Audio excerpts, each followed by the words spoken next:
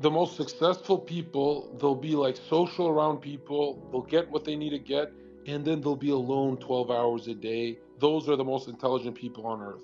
100,000%. 100%. Bro, I'm telling Yeah. you, when people tell me they're extroverts and they're like, Zherka, you're like the worldwide famous, internationally known for being an extrovert.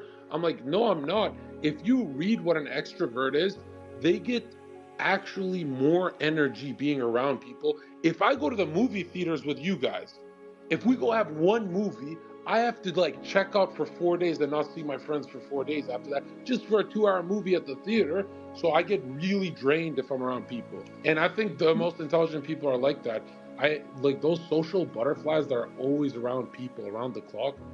Bro, they're fucking losers, bro. They can only leech to make But money. And bro, I'm telling you, the fastest way to not trust someone is if they're a yapper. If you see someone go out with their friends, talk to everyone, then they go to work, talk to everyone, and they're just constantly talking to everyone, those guys are the biggest fucking losers on earth. There's no introspective, there's no inner thought, there's no reflection to their character. All they can do is kind of be chameleons. And then yeah, I had a big tragedy. I had one loss in my life, someone who was stabbed, and then after that, I never noticed.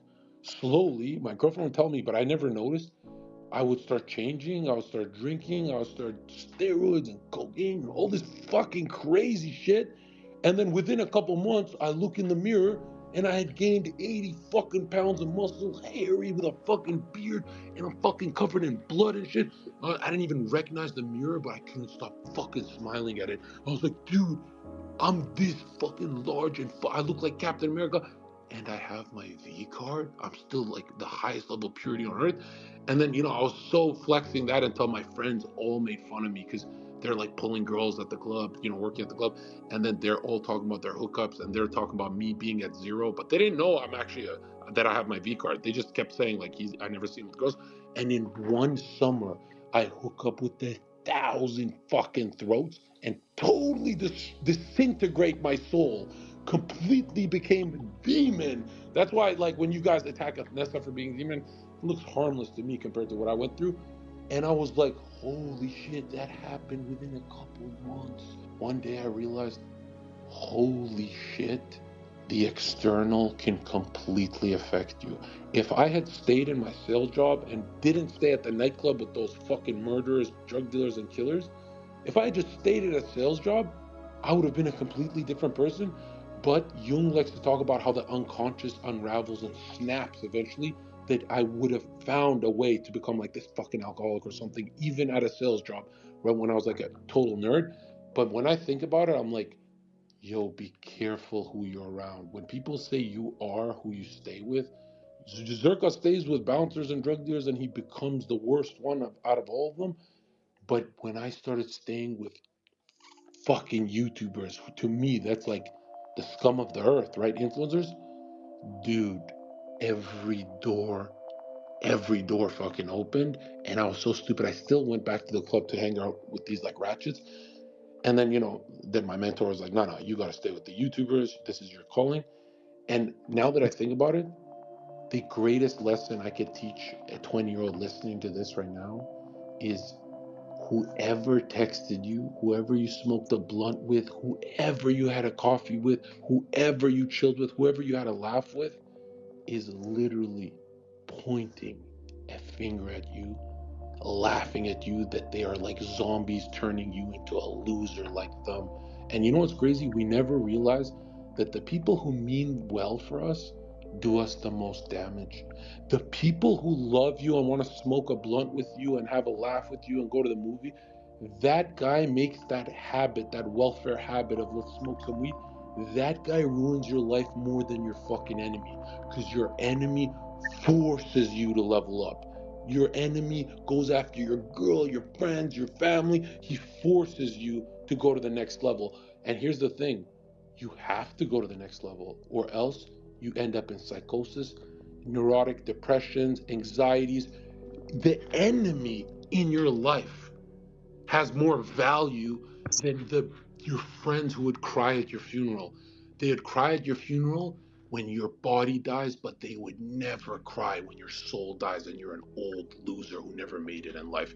They just fucking snaked you. And a lot of people say it's by accident. They're losers too. Nah, bro. My homies, killers, all these guys, they threatened to beat the shit out of me if I return to the bar. They still text me, stay with Gary, stay with Fresh Fit, stay with those millionaires. Don't ever come spiral this way. And I'll tell you this, man, you are who you stay with, and it's so cliche that you'll never remember. You're never gonna remember this advice because it's cliche. Cliche flies over your head. Your dad says, "You remember, son, 5 accountants, you'll be the sixth. You are who you stay." It's so fucking cliche that you will always forget this advice, but there's nothing else in your arsenal besides this. You are literally who you stay with. And check this out. People are like, well, can I have a 5 minute joint with a buddy? Sure, you can. But what seed did he plant in your head that's going to last you a week or a month? Whatever the fuck you smoke when you become introspective and like a little cuck bitch, he's gonna plant one seed in your head, one memory here, one thought loop, and you're fucked for a week and a month. And if you could see it in the scope of time, you'd say, holy shit, 5 minute blunt session ruined 2 months of my productivity, which ruined 10 years of my mental activity. My mental health was ruined from smoking one little faggot joint. And people are like, well, why do you do like 7 months in your room making a shit ton of money and then get social in the summer and this? Bro, what I'm doing is working. I'm telling you right now, when I see Suleiman join my podcast, this guy, his mountain he's climbing looks just like mine. Look at his fucking microphone. Look at how he speaks, right? It's like a linguistic miracle when he speaks. He's the only British guy who sounds correct, bro. And he knows the topics and he's got a bunch of followers. And I'm telling you, this guy has peace of mind. You could see it in his face. He has peace of mind. But when you talk to your fucking buddies from hometown, that you're like, oh, I'm so real, I'm chilling with my hometown buddies, bro, every single person in my high school still chills together. And bro, I was loyal. Like I would still stay with them. But man, now when I see them, I gloat at the fact that I'm away from them. You know what's better than, you know, the only thing worse than freezing in life? There's nothing. I would rather fucking destroy myself than freeze. And all those fucking, a lot of people don't realize, like, yeah, you can freeze. For 2 months turns into 2 years quickly, bro. Get up on your feet. Realize you already have it, so you're in the state to get it. There's no psychic pressure. It just comes to you. Just like when you don't need a girl, she wants you. You don't need money. You already have it in your head. All you have to do is change the temperature. Go fucking make your dreams come true, because there's literally nothing else in the world to do. You know, a human cannot stand a life without meaning. You know that a millionaire on a yacht stares at me and goes, that guy speaks with conviction. I feel the Holy Spirit dwells within that nigga. And I look at him like, oh, it's your yacht?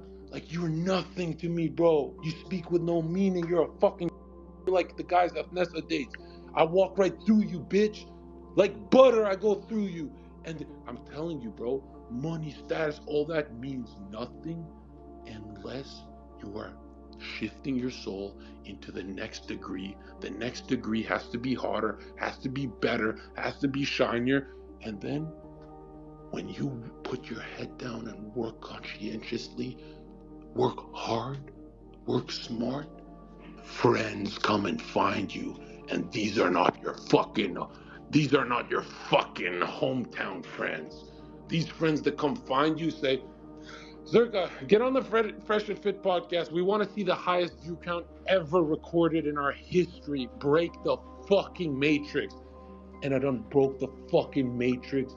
And I changed my life. And now I make minimum 30 days of no work. In 30 days, minimum $51,000. If I do a couple of days of work, I can crank that to 80,000. I don't stream anymore like these loser streamers. Who do I have to thank?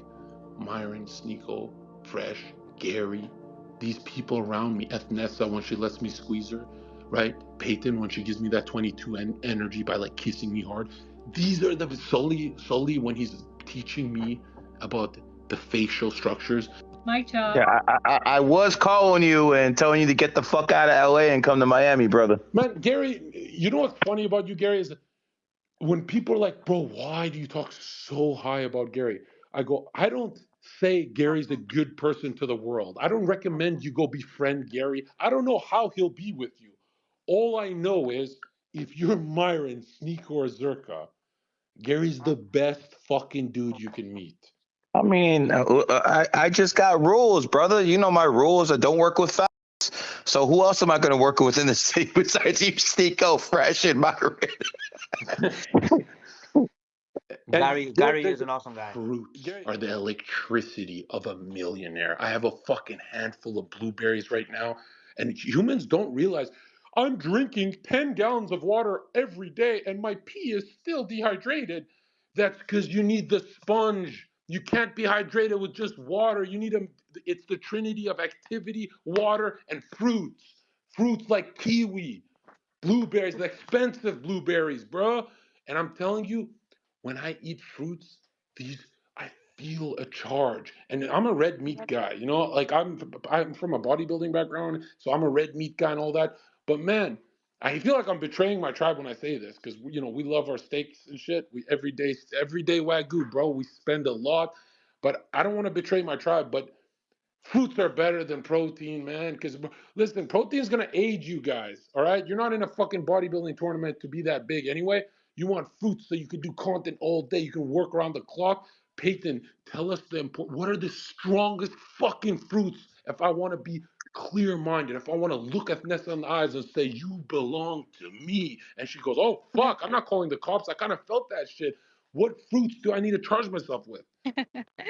The luckiest fruit you can have this year is a dragon. Maybe not for you, dragon fruit, but wild blueberries are going to be number one by far. Organic wild blueberries, frozen or fresh. Raspberries, pineapple, kiwi, as you said, eat the kiwi skin, and grapefruit. Grapefruit is underrated. A lot of people don't like it because it's bitter, but it's one of the most healing things you can consume by far. It shrinks tumors. I like these acidic ones. I really like the sour stuff. Yep, there you go. Soursop. Ooh, if you can get your hands on some soursop, you're in And what I business. used to do when I was like a broke couch surfing security guard, every night at the club, I couldn't eat food. You can't have like food in the stomach in case someone punches you in the face. It's not a good idea. But I would grab the limes and the lemons from the bartenders that were in love with me, and I would just eat it with the peel. And I've been doing this all my life. I eat lemons with the peel, and I love it. Wow, That's wild. that's different for sure. That's next level. Peyton, are you a vegan? I am not. I was for 6 years, but no longer. I'll go in and out of periods of eating just plants, but as a general, no. I'll tell you this. I don't teach this, but I think it's a high level of manipulation in dating. Anytime I would spend like $200 on a bunch of fruits just to have like fruits with my girl, they would see it as like I'm their parent, bringing them healthy. Because you know, no one eats fruits. Like they go for fucking dinners and they go for tacos and all that. And I would see it as the highest level of manipulation. And women would even tell me, and the ones who stuck around and obsessed over me the hardest, it was always when I'd have like a big serving of fruit with like, there's no TV on, they're doing nothing. It's the most boring day on earth. And you just hear us chomp on fruits. And she goes, wow, no male has given me this experience.